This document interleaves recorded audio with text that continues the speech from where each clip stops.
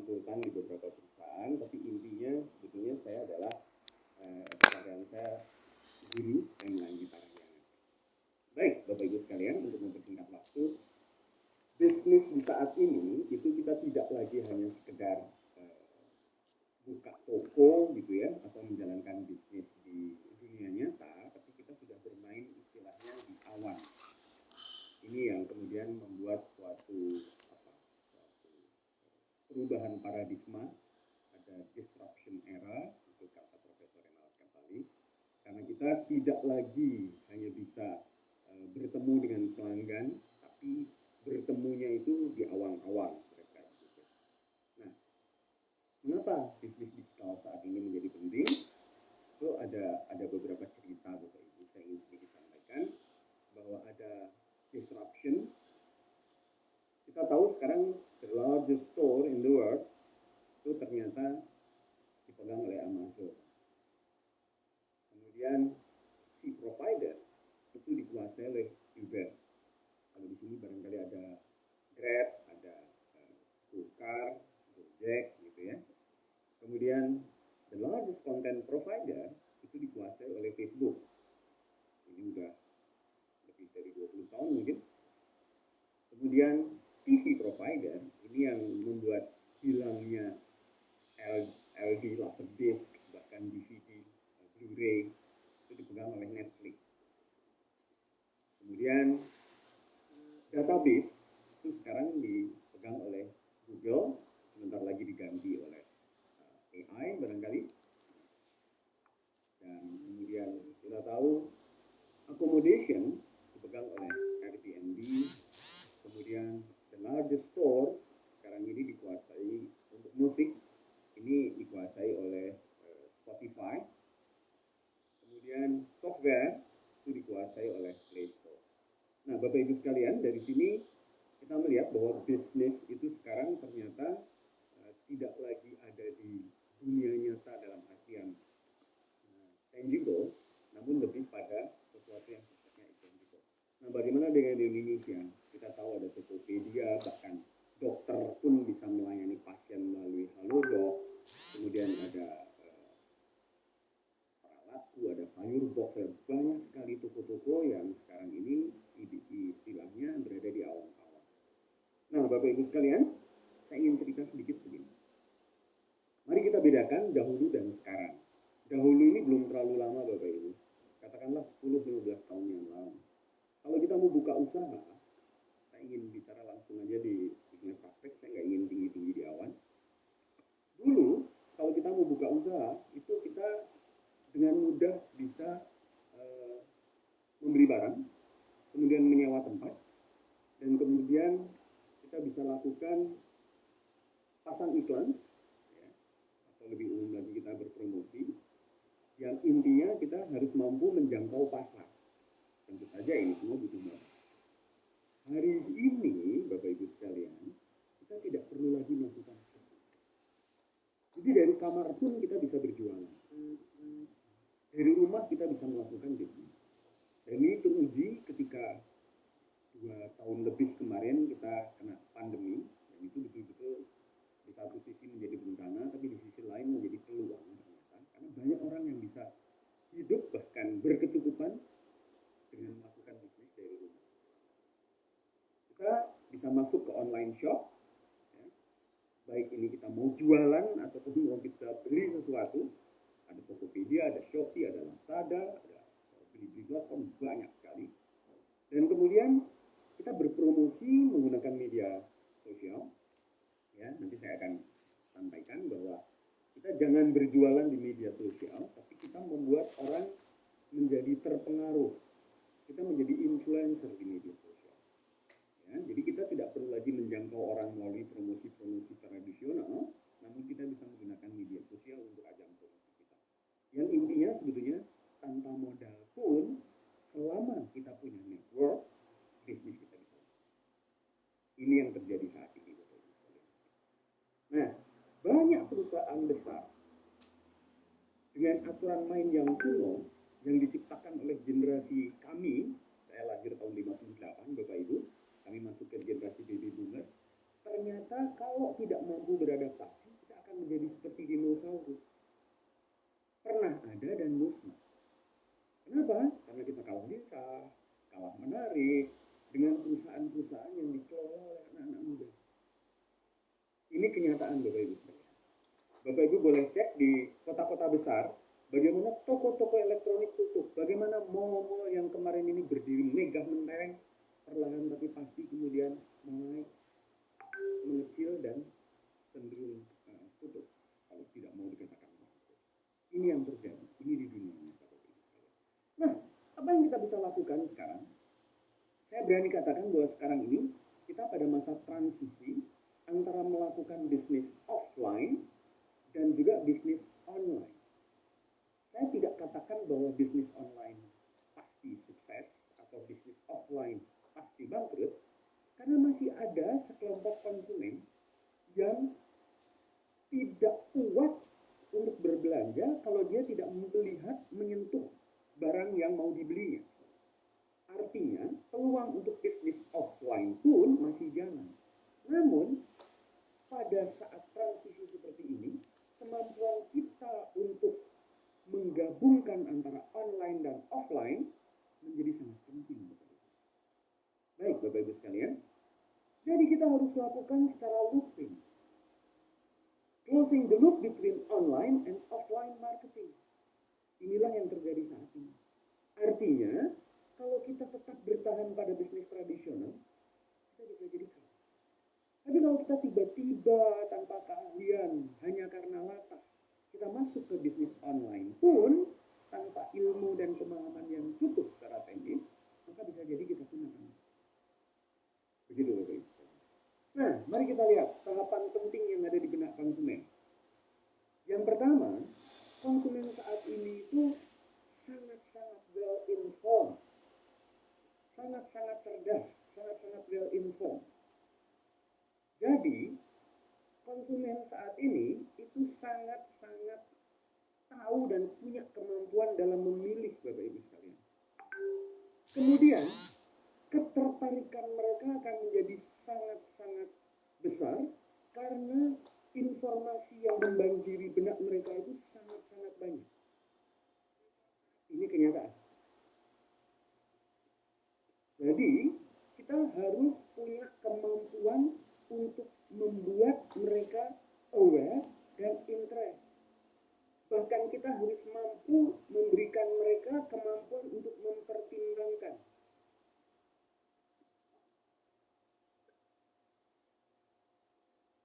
Mohon maaf, ini ada sedikit distraksi. Ya. Dan kemudian, bagaimana caranya agar mereka melakukan closing, pembelian. Sampai kemudian mereka menjadi loyal, bukan hanya beli lagi dan beli lagi, tapi lebih penting kemudian kalau mereka mau merekomendasikan. Ini kira-kira sedikit yang saya bisa sampaikan. Pola beli saat ini yang ada di benak konsumen adalah seperti ini. Baik, Bapak Ibu sekalian. Kalau dulu kita mengenal AIDA, sekarang ada sedikit tambahan. Jadi, kalau dulu itu hanya attention, interest, desire, dan kemudian action. Ada sekarang diselipi M di situ menjadi AIDMA. M-nya adalah memori. Bagaimana agar merek kita itu melekat di benak konsumen. Maka kalau dalam promosi, sekarang ada alat ke-6 dalam promosi, selain iklan, sales promotion, personal selling, dan sebagainya. Yang terakhir adalah bagaimana membuat suatu event yang impresif di benak konsumen. Nah, namun Bapak Ibu sekalian, ketika kita masuk era digitalisasi, maka AIDMA ini berubah menjadi ISAS.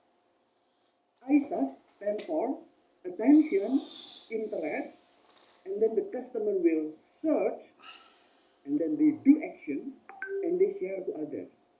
Nah, jadi tadi alat komunikasi, alat promosi yang ke-6 yang dikenal dengan event dan experience itu membuat orang harus punya impresi, harus punya kesan, Bapak Ibu. Yang kemudian mereka akan merekomendasikan kepada yang lain. Terutama kalau Bapak Ibu bergerak di bidang jasa. Jadi intens to comment itu menjadi sangat penting. Karena iklan-iklan yang ada, walaupun sekarang masih banyak berantakan di jalan sana, banyak berseliweran di media sosial, tapi ketika orang mendapatkan informasi dari rekomendasi orang yang dia percaya, dia kenal, itu akan menjadi lebih mujarab untuk memancing terjadinya perubahan. Baik, saya lanjutkan Bapak Ibu sekalian. Kemudian, apa yang harus kita lakukan? Yang harus kita lakukan adalah kemampuan menyaring melalui funneling. Funnel itu call. Jadi, marketing di era digital adalah kemampuan kita untuk menyaring, memilih dan memilah. Karena tidak semua orang siap untuk menjadi pembeli produk kita. Jadi, ketika ada khalayak yang menjadi audiens kita melalui promosi yang kita lakukan, maka tugas berat kita adalah mengkonvert mereka, conversion, untuk menjadi target, menjadi result, menjadi pembeli. Nah, biasanya perusahaan-perusahaan hanya memfokuskan diri pada result, Bapak Ibu sekalian. Ketika seorang sales manager menentukan target pada anak buahnya, itu pada result. Namun yang penting adalah bagaimana mengkonversi ini. Permisi Pak Wisnu, karena waktunya sudah habis, kami kasih waktu 2 menit lagi ya. Oh, sorry, oke. Saya singkat aja. Oke, saya bicara untuk konversi. Bagaimana mengkonversi? Konversi caranya adalah ketika kita menggunakan digital marketing mix. Apa yang bisa kita lakukan? Yang kita lakukan adalah produk kita memang betul-betul harus punya kualitas baik. Ya, kalau saya bicara produk bisa barang, bisa jasa, tambah juga pelayanannya. Pelayanan adalah produk tambahan yang membuat nilai tambah dari produk utamanya baik. Kemudian kita manfaatkan internet. Kayak sekarang di kota-kota besar terutama tidak ada yang tidak terjangkau internet. Kita gunakan sosial media bukan untuk jualan, sekali lagi Bapak Ibu sekalian, tapi untuk mempengaruhi orang. Dan kalau dia tertarik, funnel muncul. Suruh dia mengklik satu link tertentu, disitulah kita jualan. Jadi sudah tersaring, tidak sembarang orang akan masuk ke situ. Dan kemudian kita harus mampu membuat konten yang menarik. Kalau perlu kita sewa endorser, kita sewa content creator yang membuat orang kemudian menjadi terpengaruh. Berikutnya adalah nama kita harus melekat di benak konsumen sebagai suatu positioning. Dan jangan lupa kita lakukan market analysis. Siapa pengguna Facebook, siapa TikTok, siapa Instagram, siapa yang menggunakan marketplace, gitu ya. Sehingga kita bisa membuat algoritma secara lebih spesifik pada mereka. Tentukan target market kita, tentukan social media yang kita mau gunakan, jangan one message for all, kira-kira begitu ya. Dan terakhir, advertising fungsinya untuk remind and remind again. Saya kira begitu Bapak Ibu sekalian. Banyak yang ingin saya sampaikan sebetulnya, tapi barangkali nanti dengan tanya jawab mesti lebih menarik.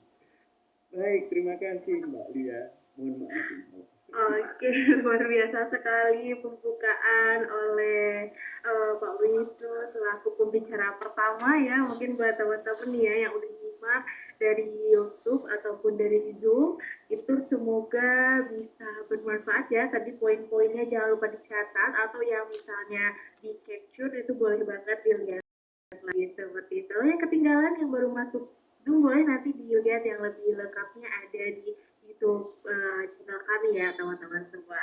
Baik, terima kasih banyak Pak Wisnu atas presentasinya yang luar biasa pada siang hari ini. Keren sekali. Baiklah Bapak Ibu sekalian dan teman-teman semuanya, kita akan mendengarkan pemaparan materi yang kedua, yaitu dari Bapak Dr. Iskandar Syah, SEMM, selaku dosen Universitas Aqua Lawenda Aceh, dengan judul Strategi Manajemen Bisnis pada Era Digital. Selamat siang Bapak Iskandar. Selamat siang. Ya, masih semangat ya Pak ya?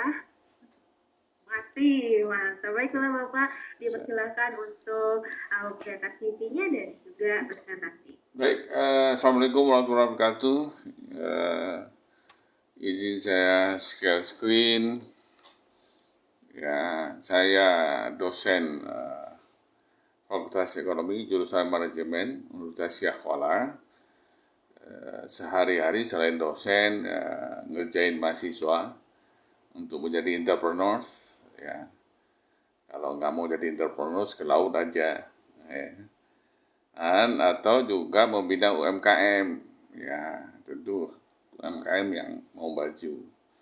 Bisa dimintakan ya untuk sharing ya tentang transformasi digital, ya, karena memang suka tidak suka ya harus move on gitu ya. Sama seperti Pak Wisnu, ini ya bukan materi 10 menit, tapi kayaknya dia agak kejam sedikit, ya langsung tegur.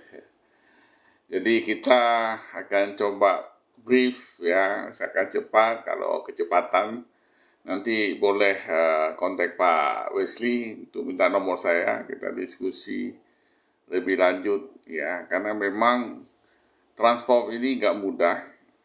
Di UMKM lebih ribet, namun di anak-anak generasi Z agak lebih cepat ya berpindah. Kita belum siap berpindah, tapi dunia sudah berubah lagi ya. Bisnis yang tidak segera adaptasi dengan era kita akan tersingkir. Ya, ini bukan kata saya, Jack Ma ya. Jack Ma pun hampir tersingkir gara-gara terlalu maju ya. Nah, ini selalu kita bicara revolusi industri sampai 4.0, semua mesin, sampai otomasi, sampai kita kehilangan arah. Di Universitas Syahkuala menerapkan semua aplikasi dari KRS, dosen wali. Yang kacaunya mahasiswa aja nggak kenal kita lagi. Ya, dia bilang dosen wali, tapi dia nggak jumpa kita lagi. Ketika pun dia perlu tanda tangan, dia suruh kawannya, tolong Pak, tanda tangan. Saya bilang, emang saya stafnya kamu. Ya, jadi human relation sudah hilang. Nah, maka muncullah di beberapa negara sudah generasi kelima. Ya, 5.0. Jadi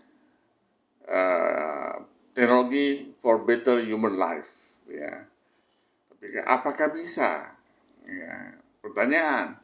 Karena ini kemajuan ini luar biasa, ya, ada 6 pilar teknologi. IoT, internet ini bukan buat menarik saja, tapi buat pusing juga, ya, mempercepat. Ya, jadi gap yang dikatakan Pak Wisnu tadi semakin cepat, ya, bukan lambat. Jadi kalau dulu besar, perubahannya ini semakin pendek, ya. Cloud computing, big data, analitik, AI lebih gawat lagi ya. Sekarang sudah AI ya. Saya nggak ngerti nanti kalau mahasiswa itu buat tesis dengan AI gimana ya. Saya udah coba, sebenarnya saya ada satu PowerPoint lagi yang saya buat khusus dengan AI. Jadi PowerPoint dia sekarang dengan AI, tapi ya belum cocok lah dengan saya. Mungkin beda usia saja ya. Kalau Pak Wisnu lahir tahun 50-an, saya lahir tahun 60-an, tapi perasaan umur masih 25 tahun gitu. Ya, super apps lebih gila lagi, dan broadband infrastructures yang dengan fiber optik yang membuat itu tambah cepat ya. Transformasi di kita bukanlah platform teknologi, ini juga bukan solusi baru. Ini adalah cara baru melakukan bisnis. Nah, kalau kita nggak paham, ya, kita salah di dalam mengambil kebijakan, kita salah dalam melakukan strategi. Ya, kita pikir teknologi ini menentukan segalanya. Teknologi itu alat, ya, hanya sebuah alat. Tapi bagaimana kita memanfaatkan alat? AI luar biasa, mengacaukan semua dan menutup banyak bisnis. Tapi di lain sisi sebenarnya membuka banyak bisnis baru. Kita siap atau tidak? Kita paham nggak konsep bisnis yang baru? Ya, nah ini ada data ya, bagaimana kita ekonomi di Indonesia, pertumbuhannya juga luar biasa, penggunaan internetnya, ya, pertumbuhan dari e-commerce ya, walaupun kemarin sempat tertahan ketika media sosial berubah menjadi marketplace ya. Jadi pemerintah melarangnya, kemudian dirubah sedikit aja, jalan lagi. Ya, ini juga data-data startup juga semakin banyak, terutama yang banyak di tingkat mikro, ya, dan banyak usaha-usaha di Indonesia yang luar biasa startupnya, terutama penggunaan IT. Namun karena ekosistem di beberapa daerah itu tidak muncul, ya, sehingga dia berpindah. Contoh di Banda Aceh banyak teman-teman yang melakukan startup teknologi, dia pindah ke daerah lain. Kenapa? Ekosistemnya tidak ada, penerimanya tidak ada, sehingga ya efeknya mereka berpindah. Ya. Di data-data dan memang luar biasa, ya anak-anak Gen Z ini luar biasa, ya e-commerce berkembang, terutama di sektor game juga luar biasa. Di Banda Aceh ada tertahan, ada 17 subsektor kreatif, tidak semua bisa ditingkatkan, walaupun ini menggunakan teknologi. Nah, kekuatannya di mana? Di 6M ini. Dan yang penting adalah leadernya. Kesadaran CEO terpenting untuk survival. Ya. Kesadaran kecepatan CEO dan tanggap perubahan dalam hal inovasi untuk transformasi perusahaan dan terutama antisipasi disruptive innovation. Nah, masalahnya kalau tidak tahu bagaimana, ini yang susah. Banyak yang terjadi ya, di universitas. Ya, ketika pimpinan itu dari masa yang, ya saya nggak bilang lah ya, karena guru saya bilang Profesor Rena Kesari, ini dilema dosen nih. Ini dosen ini ngajar anak sekarang. Ilmunya didapat dari dosennya. Ya, yang dosennya itu didapat dari dosennya. Jadi ilmu masa lalu mengajar anak zaman sekarang. Anak zaman sekarang nggak pakai sekarang, dia pakai di masa depan. Yang ini jauh berbeda. Nah, bagaimana kalau leadernya tidak tanggap? Ya, bagaimana memanage biasa-biasa saja? Ya, padahal kondisi tidak biasa-biasa saja. Ya, kan ada lagunya ya, bagaimana kalau tidak baik-baik saja. Ya, jadi berpindah. Ya, kita nggak tahu, kita mati. Ya, contoh paling simpel UKM, karena saya banyak bina UKM. Ketika banyak UKM jual di pinggir jalan, nggak ada yang beli. Kenapa? Anak beli dia HP saja dilihat.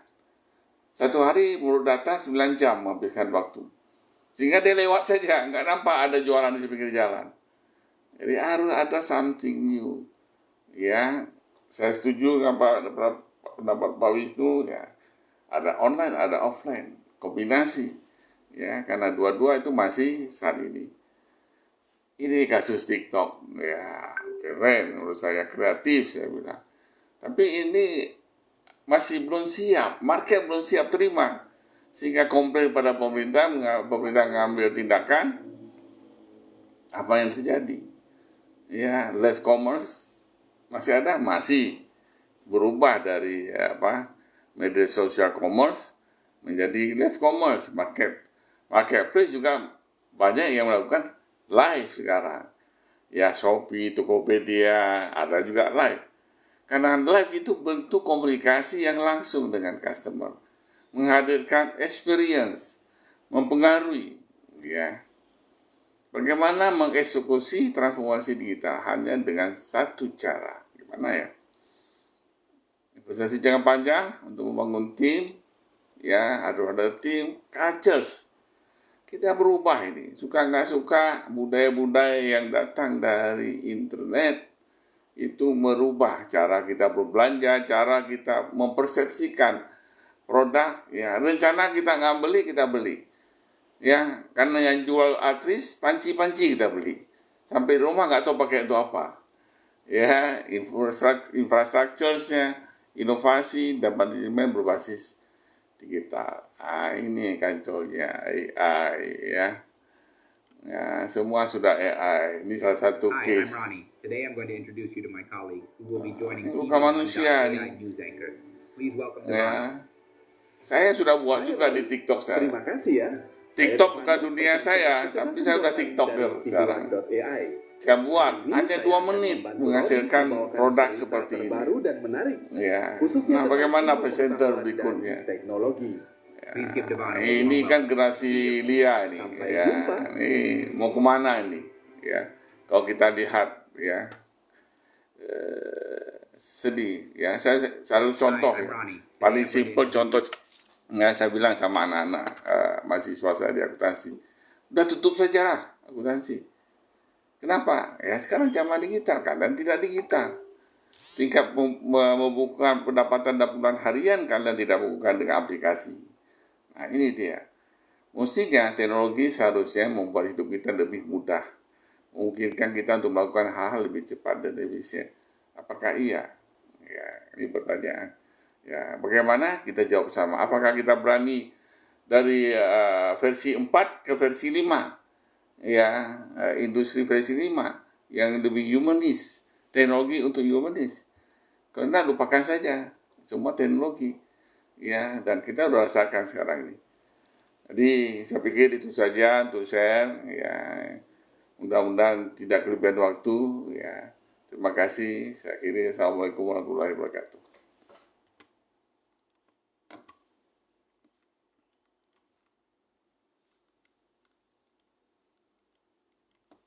Wah, macet.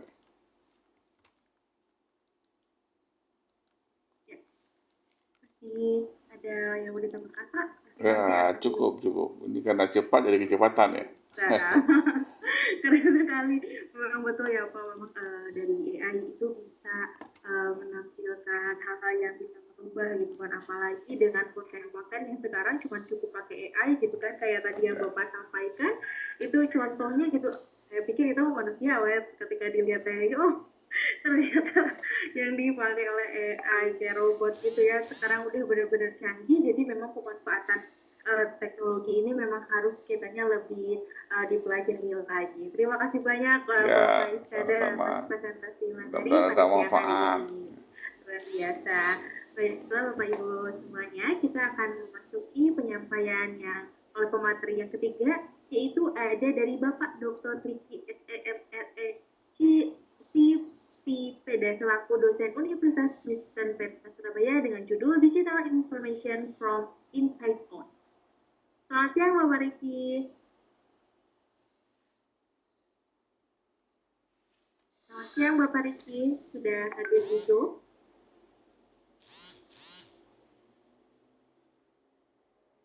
Pak, mungkin bisa raise hand ya. Ya Pak, mungkin dengan apa lain? Soalnya dengan apa ya, mungkin Pak Riki sudah masuk, atau kalau misalnya sudah masuk menggunakan nama lain bisa raise hand atau chat di kolom chat biar sama Kak Febri dibantu close-kan.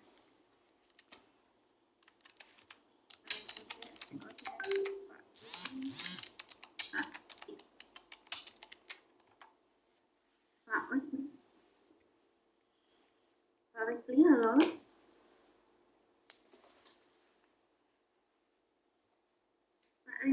Pak Riki sudah masuk belum ya Pak ya? Ya mungkin kita tunggu dulu ya. Itu Bapak. Ya baik Pak Iskandar.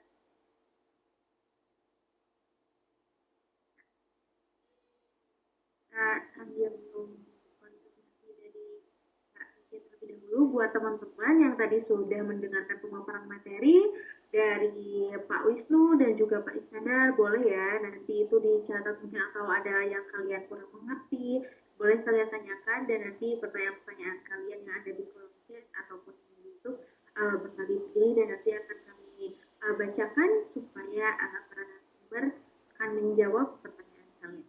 Seperti itu. Selamat datang bagi yang datang baik di Zoom maupun di workshop.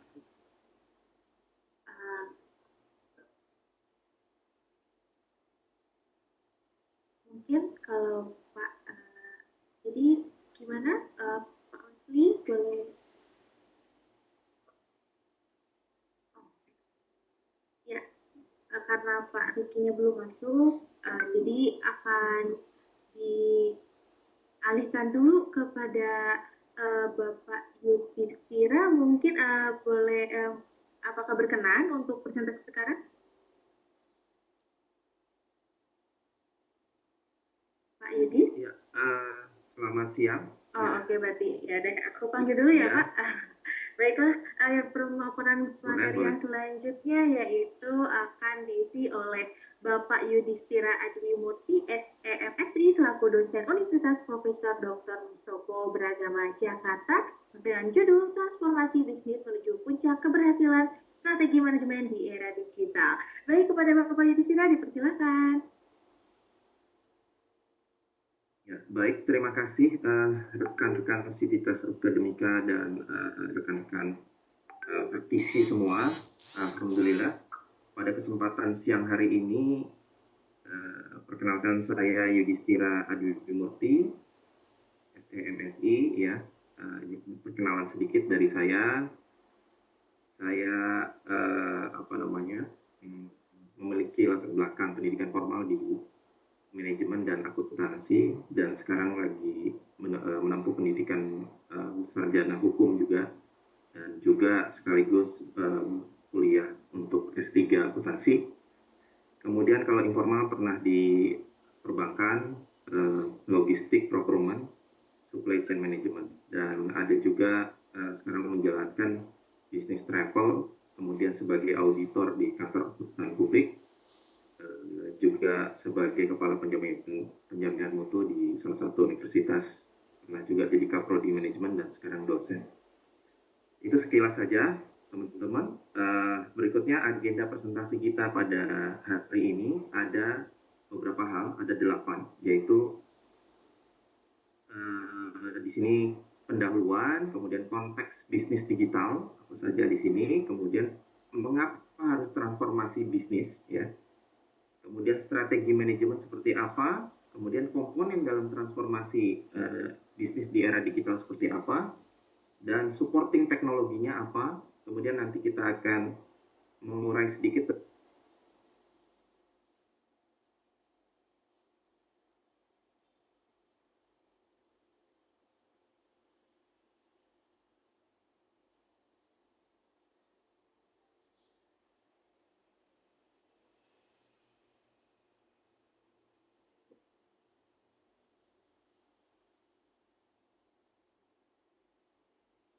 baik.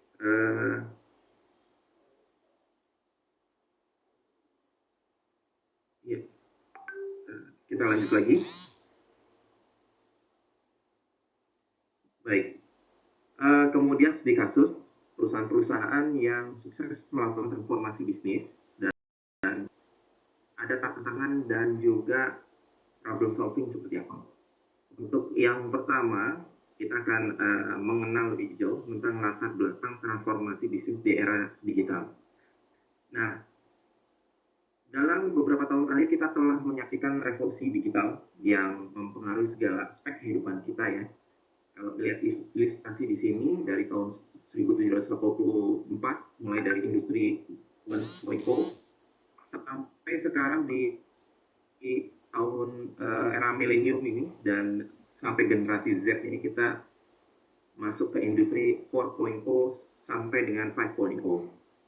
Jadi bisnis pun tidak terkecuali, teknologi telah menjadi pendorong utama perubahan, sehingga memaksa perusahaan untuk mengevaluasi dan mengubah cara mereka beroperasi. Ya, kita pernah lihat Nokia, ya saya sebutkan aja mereknya, Nokia pernah berjaya, BlackBerry pernah berjaya, kemudian sekarang BlackBerry mati dan lebih memfokuskan ke dalam bidang software mereka, tidak lagi hardware. Kalau Nokia masih mau bertransformasi mengikuti perkembangan zaman dengan mengadopsi teknologi Android, sehingga mereka meninggalkan operating system mereka yang lama, sehingga mengikuti perkembangan pasar.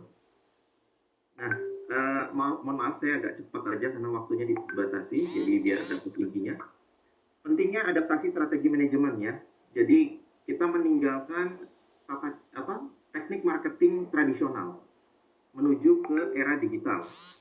Kenapa kita harus membahas ini? Karena di era digital, perusahaan yang tidak mampu beradaptasi dengan cepat dan efisien ini bisa tertinggal ya. Nah, ini hal inilah yang menjadi krusial agar menjaga daya saing perusahaan untuk meraih keberhasilan. Jadi presentasi ini kita akan melihat lebih dekat tentang strategi manajemen yang efektif di era digital dan juga integrasi teknologi hingga pengembangan budaya perusahaan yang inovatif. Ini kita akan bahas semua di sini. Ya, jadi masuk ke konteks berikutnya adalah bisnis digital dalam pertumbuhan bisnis di era digital. Nah, kalau kita review sebentar ya, pertumbuhan bisnis digital ini tidak luput, ini data saya kolek di tahun 2019 mengenai populasi di tahun 2019 di Indonesia dan juga perkembangan internet ya. Nah, ini kita bisa lihat dengan jumlah penduduk 268 juta, kemudian tingkat urbanisasi itu 56%, ya, di mana yang memiliki handphone itu di seluruh populasi dunia itu sebesar 355 juta, dan pengguna itu 150 juta, dan yang aktif itu ada 150 juta, dan mobil sosial media user ini 130 juta. Jadi ini adalah suatu suatu perkembangan sangat signifikan ya untuk sebuah digital internet ya, yang sekarang sudah begitu ibarat kata tidak terlepaskan dari kehidupan sehari-hari ya. Baik itu ya kemana-mana kalau nggak bawa handphone tuh seperti tidak bawa dompet gitu ya. Jadi kalau handphone ketinggalan tuh lebih penting dibanding dompet sekarang. Nah, kemudian ini adalah perilaku konsumen di era digital nih, tahun 2019 ya. Kita lihat di tahun 2019 saja ini semua tipe handphone itu mereka miliki 91%. Kemudian dari 91% ini 100% ini ada 60% ini adalah pengguna smartphone. Kemudian sisanya 22% itu adalah laptop, ada juga tablet ya. Terus kalau untuk media itu ada televisi 95%, kemudian streaming itu 2%, e-reader 1%, dan wearable tech device itu 1%. Artinya waktu tahun 2019 TV ini masih menjadi media digital yang cukup dominan ya. Bukan media digital, artinya media penyiaran yang cukup dominan.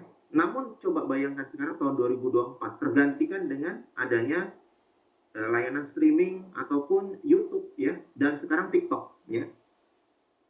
Orang sudah jarang ya menonton TV, tapi lebih banyak menghabiskan waktu. Survei membuktikan hampir 80% itu 86% orang cenderung menghabiskan waktu di Indonesia, menghabiskan waktu di media sosial.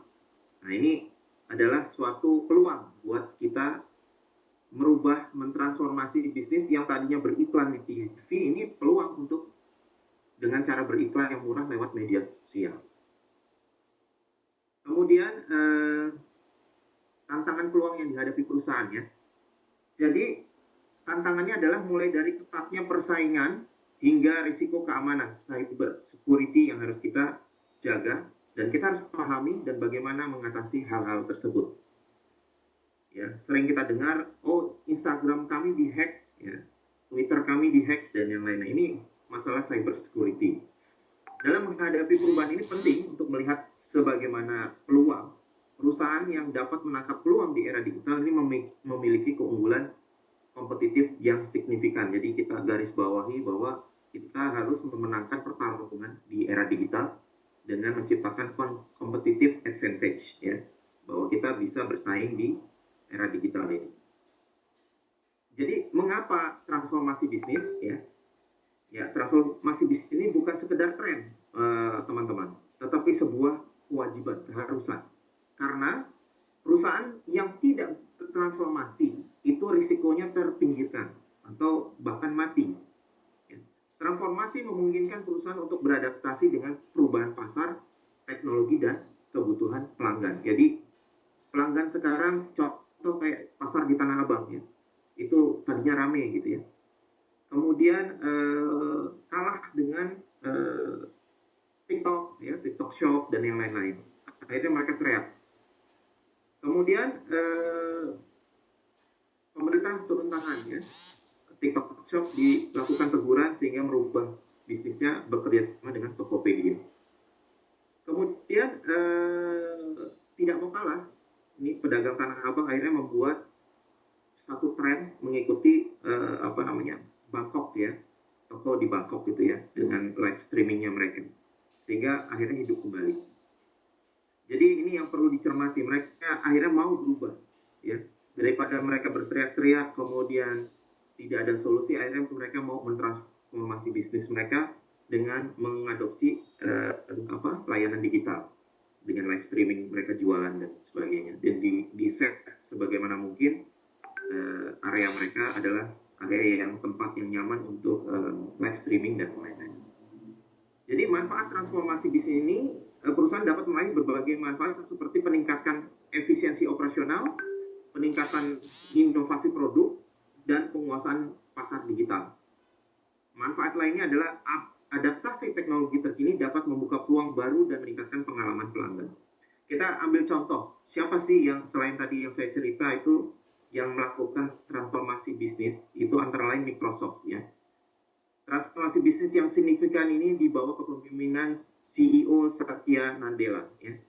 Mereka beralih dari model bisnis tradisional ya, jualan software kemudian dibajak softwarenya. Ya, itu udah banyak bocornya gitu ya. Mengandalkan jualan, sedangkan Google itu memberikan gratis ya. Platform-platform mereka mulai dari Android ya, terus kemudian Google Docs ya, Google Drive ya, itu gratis. Akhirnya apa? Microsoft nggak bisa menantang Google lagi ya, sedangkan Google ini sebagai ancaman. Jadi pindah fokus dari layanan tradisional penjualan software menjadi layanan cloud ya. Mereka membuka layanan cloud ya, seperti Google Drive juga mereka buat, dan juga perangkat lunak berlangganan seperti Office 365 dan Microsoft Azure, yaitu tadi yang sudah dibahas sebelumnya, yaitu tentang perkembangan layanan Bing Chat ya. Bing Chat itu mengadopsi AI ya, dari Microsoft Azure.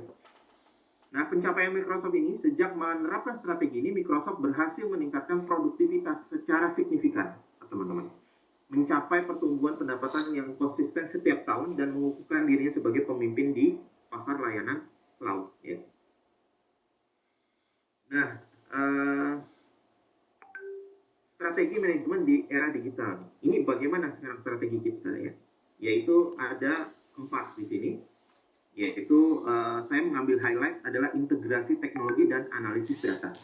Mulai dari penerapan strategi manajemen yang efektif, kemudian integrasi teknologi dalam proses bisnis, penggunaan data ya, atau big data untuk pengambilan keputusan, dan implementasi strategi secara terpadu. Nah, ini penjelasannya ada di sini ya. Jadi nanti bisa dibaca.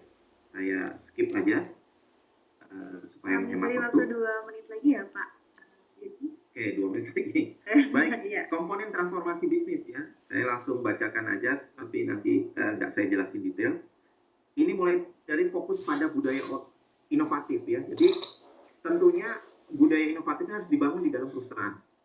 Kemudian investasi dalam pelatihan dan pengembangan karyawan, jangan pelit-pelit ya. Ini investasi, karyawan harus dilatih melek teknologi, melek digital marketing ya.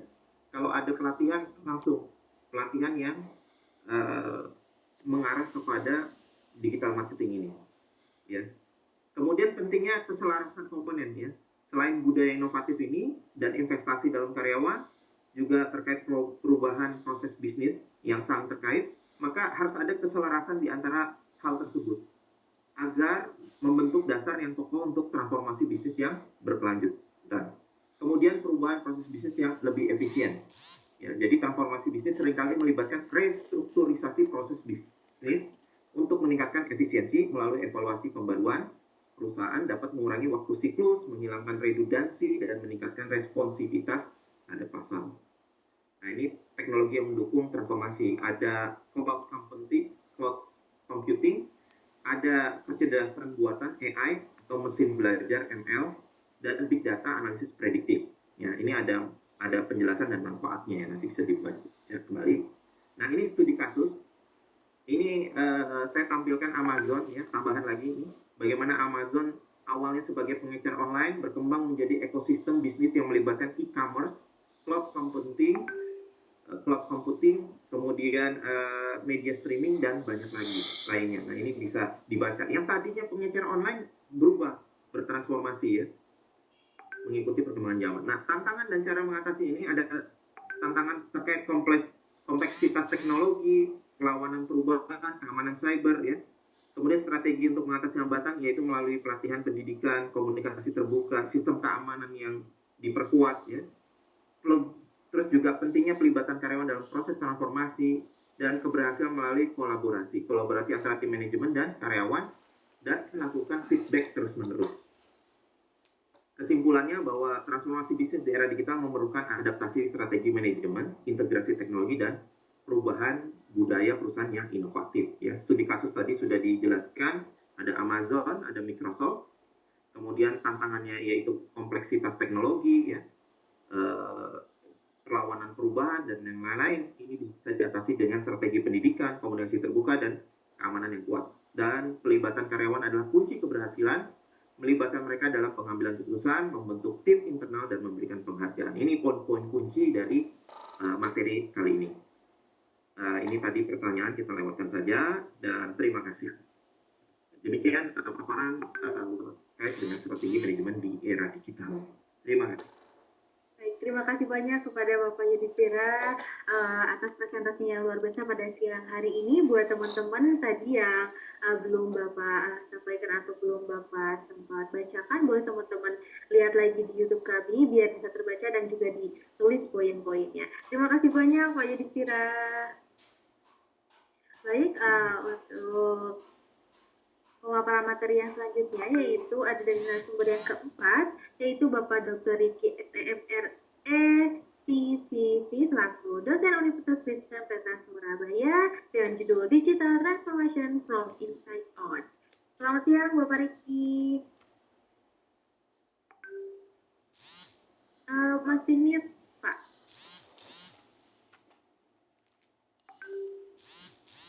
Pak Ricky masih mute. Oh iya. Tadi belum boleh unmute. Oh, oke. Semangat ya Pak Ricky ya, masih semangat Terima kasih. Ya, Budia. Ya, masih semangat. Baik Pak, dipersilakan. Baik, saya izin share screen ya, Bapak Ibu.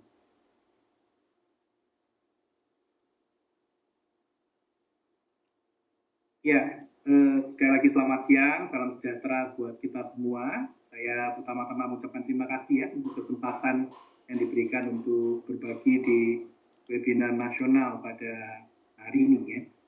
Jadi topik yang saya hendak bagikan itu adalah tentang transformasi digital atau digital transformation yang saya yakin sudah sering kali kita dengar baik dalam level nasional ataupun mungkin dalam organisasi kita masing-masing ya. Dan biasanya selalu dikatakan dengan sedikit rada mengancam gitu ya. Kalau nggak transformatif atau tidak bertransformasi akan ketinggalan, kalau tidak bertransformasi akan menjadi obsolete begitu, bahkan akan dilibas oleh zaman gitu. Dan selalu juga kalau dikatakan secara umum itu sudah ya mungkin keniscayaan begitu ya melakukan yang namanya transformasi digital. Tetapi ketika kita berbicara tentang transformasi digital, sometimes kita itu lupa Bapak Ibu bahwa bisa jadi di 10 kepala itu bisa ada 20 pengertian gitu ya. Apa yang sebetulnya disebut dengan digital transformation, lalu perbedaan itu bisa ada di dalam perbedaan secara konsep ataupun ada di dalam secara praktika. Nah, hari ini saya akan coba share dalam waktu yang relatif singkat, lalu saya akan juga membagikan bagaimana perpaduan di antara keduanya ya. Jadi hasil-hasil penelitian dari jurnal-jurnal yang cukup berreputasi, ditambah dengan para konsultan ya yang memang selama ini mengalokasikan waktu dan resourcesnya untuk melakukan studi tentang digital transformation. Gitu. Nanti di ujung kita ada satu story sedikit yang akan bisa menjadi kebanggaan kita semua gitu ya, karena Maui itu dari Indonesia. Ya, jadi nama saya Riki, sekali lagi saya dari Petra ya. Nah ini kita mulai dulu dengan definisi ya. Jadi kita mulai dengan definisi ini sebetulnya biasanya akan ada dua macam pola pikir ya. Jadi yang pertama itu selalu merespon. Jadi digital transformation itu proses di mana sebuah organisasi, sebuah negara, sebuah keluarga bahkan itu merespon perubahan yang terjadi di lingkungannya. Di mana lingkungannya tiba-tiba mengharuskan orang untuk melakukan proses bisnis, proses kehidupan dengan menggunakan alat-alat digital. Saya yakin apa yang saya katakan ini tidak perlu kita perdebatkan ya, karena sudah kita jalani ya, kita alami. Nah, Gregory Fayol ya, ini seorang profesor dari Kanada, dia mengatakan bahwa biasanya teknologi-teknologi yang waktu itu ya, Bapak Ibu bisa melihat itu year-nya 2019, jadi agak kuno sebetulnya karena sudah 5 years ago, dan itu sebelum COVID begitu ya. Tapi mereka sudah menggunakan, gitu ya. Jadi Gregory Fayol mengatakan menggunakan yang disebut dengan digital technology itu bisa berupa mobile computing, kecerdasan buatan, cloud computing, Internet of Things, di mana kita bisa mengendalikan peralatan-peralatan kita menggunakan teknologi internet. Ya. Tapi pada intinya yang perlu kita pegang adalah Bapak Ibu, semua itu dilakukan tidak boleh hanya sekedar karena trendy gitu ya, tetapi karena kita betul-betul mau melakukan yang namanya value creation process. Gitu. Jadi dengan mengadopsi teknologi-teknologi itu, kita itu ingin memberikan nilai tambah kepada para stakeholder kita, termasuk tentu saja customer kita. Ya, ini satu yang disebut dengan digital transformation begitu ya. Jadi agak miris kita kalau mendengar perusahaan yang secara kampanye, branding begitu, kelihatan sudah sangat-sangat digital, tetapi ternyata ketika pelanggan menggunakan alat-alat yang dijanjikan itu lemot misalnya ya, atau kemudian malah menyulitkan, ribet, apa-apa yang harusnya smooth malah lambat, itu malah nggak menjadi nilai tambah gitu ya. Dan ini tidak jarang kita jumpai, terutama buat perusahaan-perusahaan atau organisasi yang tidak sempat melakukan simulasi yang cukup panjang ya, untuk memastikan reliability dari digital teknologi yang dipergunakan.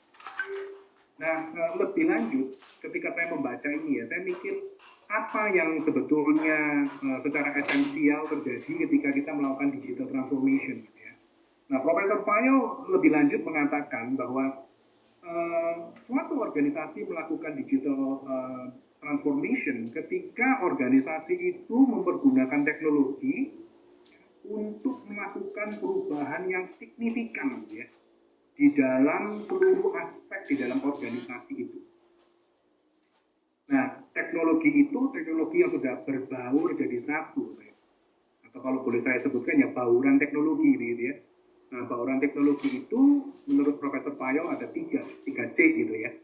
Jadi communication teknologinya dipakai, lalu kemudian ada yang disebut dengan connectivity teknologi dan komputerisasi. Jadi teknologi komunikasi, teknologi untuk konektivitas, dan teknologi untuk komputerisasi. Nah, ketika kombinasi ini dilakukan, kombinasi 3 teknologi ini dilakukan, harapannya yaitu mereka melakukan significant changes ya, perubahan-perubahan yang sangat signifikan. Jadi misalnya waktu pesan menjadi lebih pendek. Kemampuan kita memberikan layanan yang personalized menjadi lebih mungkin. Itu kenapa? Karena bauran 3 teknologi. Nah, kalau sudah menggunakan esensi seperti ini, baru kita bisa menilai, oh kalau gitu yang terjadi di Amazon itu apa? Yang terjadi di mereka-mereka yang so-called digital company itu apa? Tidak lebih dari mereka-mereka yang melakukan perubahan signifikan gitu ya, untuk setiap hal yang ada di dalam organisasinya karena menggunakan bauran teknologi dalam arti teknologi komunikasi dan seterusnya tadi. Nah, saya berbagi Bapak Ibu, ada 2 consulting company yang beberapa sudah ya mungkin bisa dikatakan cukup lama ya, cukup lama itu mungkin 5-10 tahun, itu sudah sangat mengalokasikan resourcesnya untuk meneliti yang namanya digital transformation. Yang satu ini yang akan saya coba bagikan kepada Bapak, itu namanya Accenture. Ya. Accenture ini melakukan banyak riset terkait dengan digital transformation, dan peneliti-peneliti melalui consultant ini biasanya mereka akan bertanya hal-hal yang mendasar gitu ya. Jadi apa sih yang dimaksudkan dengan digital transformation? Lalu juga biasanya diiringi ya, karena mereka consultant jualan ya Bapak Ibu, maka mereka akan memberikan semacam langkah-langkah gitu ya. Kalau Anda perusahaannya mau bertransformasi secara digital, ini langkahnya, stepnya mesti ini. Nah kalau kita melihat itu, kita melihat bahwa kesimpulannya Accenture ini cenderung outside in, ya. Judul saya hari ini kan inside out. Gitu. Jadi suka nggak suka, sepertinya kita ini ya berubah karena dipaksa. Dan ini yang akan menjadi satu catatan buat kita semua, termasuk diri saya gitu ya, bagaimana menjadi pelaku bisnis, pelaku pendidikan yang tidak melulu itu reaktif gitu ya. Tetapi kita bisa menjadi yang melakukan transcend. Ini di belakang akan saya tunjukkan ya. Ini saya harus aware dengan waktu ini. Thank you untuk timernya. Nah, sekarang kita lihat ya satu teori lagi dari consulting company yang kedua yang namanya Capgemini atau CAP Gemini gitu ya. Nah, ini mereka bergerak meneliti tentang jelas digital transformation dan mereka mengatakan bahwa digital transformation itu adalah proses yang dua. Satu sisi menjelaskan bagaimana company itu mengadopsi banyak teknologi digital, tapi platform, merubah cara beroperasi, pengelolaan sumber daya manusianya sudah sangat-sangat computerized, online, connected, itu namanya digital intensity. Dan Capgemini ketika bekerja sama dengan MIT menghasilkan satu penelitian yang mengatakan yang sering kali dilupakan oleh banyak organisasi itu adalah yang sumber horizontal ini, yaitu transformation management intensity. Teknologinya sudah siap, sudah oke, tapi orangnya belum, struktur organisasi belum, penggajian belum, begitu ya. Jadi akhirnya mendadak yang terjadi adalah ya banyak kekagetan dan sebagainya. Nah menarik, Capgemini mencoba ya, ketika dia melakukan penelitian itu memetakan perusahaan menjadi 4 macam ya dengan suhu yang seperti ini. Jadi ada warna-warna di sini merah, kuning, hijau, biru ya Bapak Ibu. Merah itu berarti digital intensity sama transform manajemennya itu masih rendah, cenderung rendah. Dikatakan oleh mereka ini sebagai beginner, baru memulai. Yang perlu kita waspadai adalah yang kuning, dan mungkin saya to the point karena waktu ya, sama yang biru. Karena yang kuning itu dari luar kayaknya stylish, semuanya online, semuanya mudah, one click away gitu. Tetapi transformation manajemennya nggak ada. Jadi akhirnya yang terjadi adalah, ya ini disebut sama mereka fashionista, gitu ya. Dari luar kelihatannya bagus, cepat, tetapi ketika kita masuk ke dalam, ternyata masih ketemu dengan praktek-praktek yang lama. On the contrary, yang biru ini transformasinya lumayan siap, mau berubah, tetapi adopsi teknologinya tidak terlalu kuat. Jadi ini disebut oleh mereka sebagai the conservative companies atau organization. Nah, menarik, ada satu istilah yang mungkin baru pertama kali kita semua dengar ya Bapak Ibu, yaitu digitality. Digitality itu sebetulnya dari 2 kata ya, digital literacy. Jadi kemampuan seorang untuk benar-benar menggunakan teknologi digital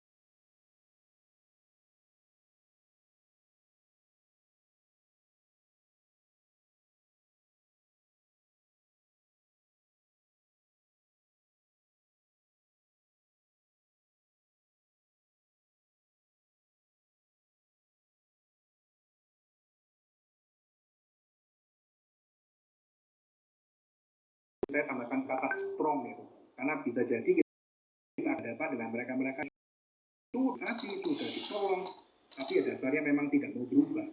Padahal kita berubah itu bukan untuk senangnya kita, kan? Karena kita melihat ada satu ombak tsunami yang besar yang kalau kita nggak berubah kita bisa habis gitu ya. Terus yang ketiga, it needs a support dari semua stakeholders, terutama customer kita. Jadi Bapak Ibu, ini menarik. Ini mengingatkan kita semua ya. Kalau kita ketemu dengan kolega yang susah berubah, salah satu yang biasanya bisa mematahkan argumen kita dengan dia adalah karena pelanggan kita berubah. Dia menuntut kita lain gitu ya. Terus yang keempat tentu saja butuh small wins. Nah ini saya tidak sempat ceritakan, Pak Jonan ini orang yang sangat down to earth, kalau dari ceritanya ya, bagaimana dia mulai perubahan itu apa sih? Lampu yang lebih terang, mohon maaf Bapak Ibu, kamar mandi yang lebih bersih gitu ya. Nah, cuman kalau boleh saya menambahkan, ini satu slide saja ya, tentang bagaimana kita ini harus berpikirnya tidak boleh hanya sekedar menjadi content creator atau mempunyai platform, tapi kita juga harus menjadi teknologi inventor. Supaya kita tidak melulu semuanya dari luar. Padahal ada hal yang harusnya dikerjakan dari dalamnya. Chase Morlin ini pencipta video sharing teknologi, Neil Mohan ini sekarang CEO-nya YouTube, Jim Donaldson ini content creator. Tiga-tiganya saling membutuhkan. Tapi kita semua tahu Bapak Ibu, tanpa teknologi inventor nggak ada platformer, nggak ada content creator ya. Ini kesimpulannya, dilemakan nilai tambah, menumbuhkan nilai tambah dengan keseimbangan intensity dan manajemen intensity, lalu dilakukan dengan mindset kesempurnaan. Berubahnya tidak sekali tapi terus-menerus untuk move on dan move up. Mengapa move on? Karena hari ini market bisa sangat kejam, move up berarti kita terus naik, supaya kita tidak hanya menjadi konsumen, tapi kita juga menjadi produsen di era digital. Mohon maaf, Bu Lia. Terima kasih untuk kesabarannya, Bapak. Baik, terima kasih banyak kepada Bapak Riki yang sudah menyempatkan waktunya dalam kesibukannya dan juga memaparkan materi yang luar biasa pada siang hari ini. Saya ucapkan terima kasih banyak kepada Pak Riki. Baik, Bapak Ibu semuanya, kita akan memasuki pemaparan materi yang selanjutnya, yaitu pemaparan materi dari narasumber yang kelima ada dari Ibu Dika Aprilia Lantana, Eskom Mkom selaku dosen Universitas Nasional Jakarta dengan judul Exploring New Technologies in Business Management. Kepada Ibu Dika dipersilahkan. Baik, terima kasih Mbak Lia atas undangannya ke dalam webinar Stekom pada hari ini. Saya izin share screen ya.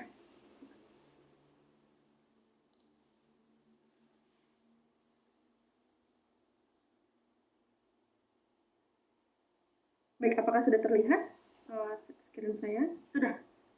Oke, baik. Sebelum kita mulai webinarnya, izinkan saya untuk mengenalkan diri terlebih dahulu. Perkenalkan, nama saya Dika Aprilia Lantana. Saya merupakan dosen dari program studi Bisnis Digital, Fakultas Ekonomi dan Bisnis Universitas Nasional. Sebelum saya menjadi dosen, saya sudah melalang buana di beberapa perusahaan, seperti di KMK Online, waktu itu menjadi Search Engine Optimizer di likutanam.com. Kemudian saya berpindah dan bekerja di Accenture pada tahun 2016 sebagai Account Optimizer. Waktu itu saya bekerja di Malaysia. Mungkin sedikit perkenalan dari saya. Untuk webinar kali ini sesuai dengan tema yang sudah ditawarkan oleh Pak Wesley, saya mengangkat tema Exploring Technologies in Business Management, atau kira-kira teknologi apa saja yang kita bisa gunakan untuk membantu mempercepat proses manajemen bisnis kita. Baik, nah sebelum kita akhirnya mengadopsi teknologi, mungkin kita perlu tahu dulu kira-kira kenapa sih kita harus mengadopsi teknologi. Nah, ada beberapa yang bisa ditawarkan dari pengadopsian teknologi. Salah satunya yaitu untuk increase productivity. Misalnya dengan kita menggunakan teknologi yang awalnya satu hari kita bisa membuat satu produk, dengan menggunakan bantuan teknologi kita bisa meningkatkan produktivitas, seperti misalnya satu hari kita bisa membuat 3-4 produk gitu. Nah, yang kedua kita bisa meningkatkan efisiensi, misalnya dengan sebelumnya dengan sebelum kita menggunakan teknologi yang biasanya kita